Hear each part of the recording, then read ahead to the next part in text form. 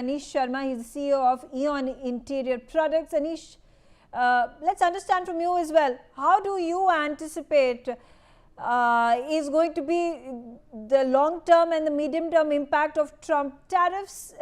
Big industries that are going to be hit are mostly the MSMEs. And how can these losses be offset? Look, we have seen India in COVID times, and we always find out different kind of solutions, very different from whatever the world does all about. As a country, we are full of our own resources, and we are highly independent of the world.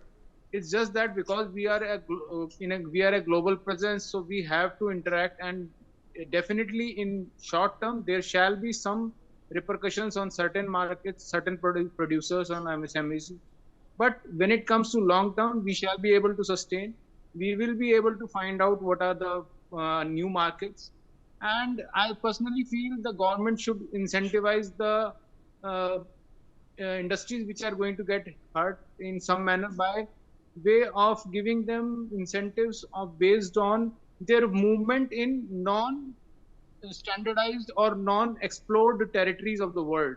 If we do that in a good manner, we will definitely earn a new bit of market for ourselves. And it will also give rise to a lot of competencies which we have not yet seen in our own manufacturers.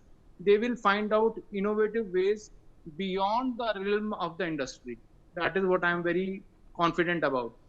Well, let's also understand, at a global scale, is there a very likely, plausible possibility now that countries that are bearing the brunt of Trump tariffs are looking at each other for their mutual interests, mutual trade interests, to build alternative supply chains, reduce their dependency on the dollar, decouple with America, and come together to build a resilient economy of their own?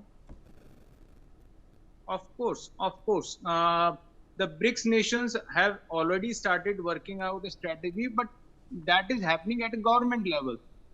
On another level, at industry levels, at entrepreneur level, people will explore new markets, and that is what is. There is always a simple thing that adversity reveals genius and prosperity conceals it. So I personally feel these testing times will lead to a very beautiful horizons which will rise up. Right.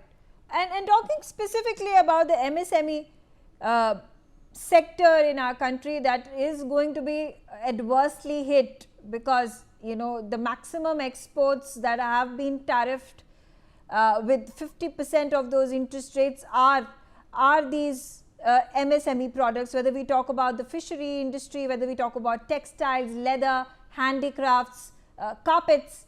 How do you think the government can come out in support of these industries, support of these businessmen and entrepreneurs from the MSME sector, so that the impact is not as hard as it possibly can be? China has always been supportive of their industrial houses by way of subsidies. If we look at our plans, we have lesser of subsidies. We hardly have any subsidies to boast of.